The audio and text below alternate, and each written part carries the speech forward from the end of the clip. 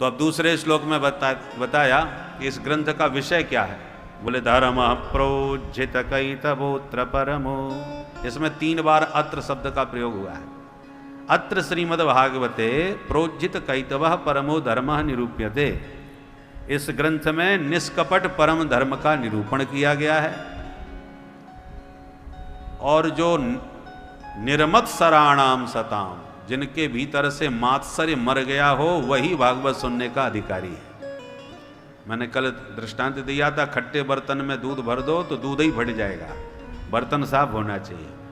उसी प्रकार जिसके भीतर मात्सर्य भरा हुआ है, मात्सर्य समझ गए, मत्तः अग्रे सरतीति मत्सरः परोत्कर्ष असहनम मत्सरः।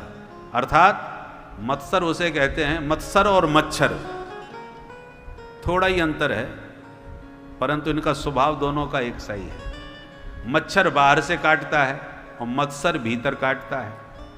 जब किसी की तरक्की होते देखा, किसी की बढ़ोतरी होते देखा, तो उसको देख देख के आपका खून जलने लगा, आपको कष्ट होने लगा। ये आजकल बहुत बढ़ रहा है भाई, अब कुछ भी हो जाए, मेरा कितना भी रुपया खर्च हो जाए, इसको तो मैं ठिकाने लगा के ही छोड़ूंगा। आजकल बहुत मुँह ऐंठ रहा है। तो जब दूसरे की तरक्की को देखकर आपके भीतर कुछ काटने लगे, चुभने लगे, तो समझ लो आपके भीतर मच्छर घुसा है। बाहर के मच्छर से बचना सरल है, मच्छरदानी में घुस जाओ, ऑल आउट लगाओ, कछुआ झाप जलाओ, बहुत से उपाय हैं। पर ये भीतर मच्छर जो दूसरों के उत्कर्ष से काटता है, ये बहुत खतरनाक मच्छर है महाराज। ये बड़े लोगों में ज्यादा पाया जाता है। बोलो राधे राधे।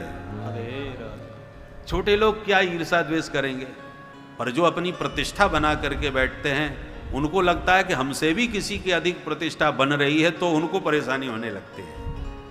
इसलिए यदि आपको दूसरे की तरक्की बर्दाश्त नहीं हो रही, स्वीकार नहीं हो रही, चुभ रही है, तो समझ लीजिए आपके भीतर मात्सर्य भरा हुआ है। और ऐसा व्यक्ति यदि कथा सुनेगा तो उसको कथा फलीभूत नहीं होगी, ठीक से फायदा नहीं होगा। तो पहले बर्तन साफ करो। बर्तन साफ हो गया कैसे पता चले? बोले जब किसी की प्रशंसा सुन के आपको आनंद आने लगे, जब किसी की तरक्की देख करके आपका मन प्रसन्न होने लगे कि भगवान की बड़ी कृपा है, जैसी कृपा प्रभु ने इसके ऊपर की है, हे प्रभु सर्वे भवन्तु सुखिनः, प्राणी मात्र इसी प्रकार से तरक्की करें, खूब सुख समृद्धि से युक्त रहें, सर्वे संतु निरामया, माने कोई बीमार दुखी ना हो, सब स्वस्थ रहें। तो दूसरे के स्वास्थ्य को देखकर, तरक्की को देखकर आपका मन प्रसन्न होने लगे, तब जान लो अब तुम्हारे मच्छर मर गए और पूरी तरह आप भीतर से साफ हो गए। और ऐसा व्यक्ति जब कथा सुनेगा तो तुरंत चमत्कार इस कथा का उसके भीतर हृदय पर पड़ेगा। आज कथाएं बहुत हो रही हैं, पर फायदा उतना नजर नहीं आ रहा, क्योंकि बर्तन सब गड़बड़ हो रहे हैं। बहुत से लोग तो भागवती ही इसी चक्कर में कराते हैं।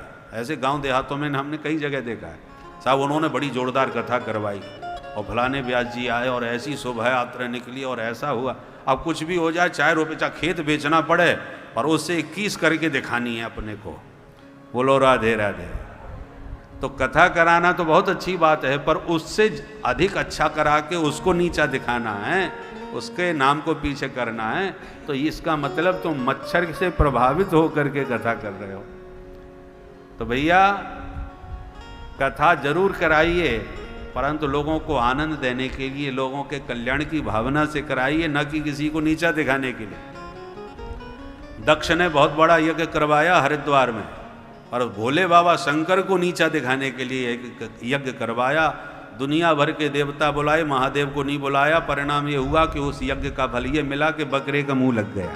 कथा आप आगे सुनेंगे। इसलिए तन में मनः शिव संकल्पमस्तु, मन में शुभ संकल्प होना चाहिए। अशुभ संकल्प से यदि आप कोई अच्छा काम भी करोगे तो वो भी तामसी हो जाएगा। सात्विक कर्म कर रहे हो तो मन की भावना भी सात्विक होना चाहिए। उसको तमोगुणी भावना से यदि करोगे तो वो तुम्हारा अच्छा कर्म भी तामसी कर्म बन जाएगा। इसलिए निर्मत्सराणाम सताम, निर्गता मत्सर, मात्सर्य को निकाल करके प्रेम पूर्वक कथा सुनिए। ये पात्रता है भागवत की, श्रोता की।